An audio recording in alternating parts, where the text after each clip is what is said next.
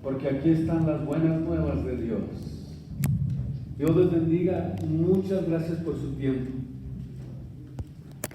y por su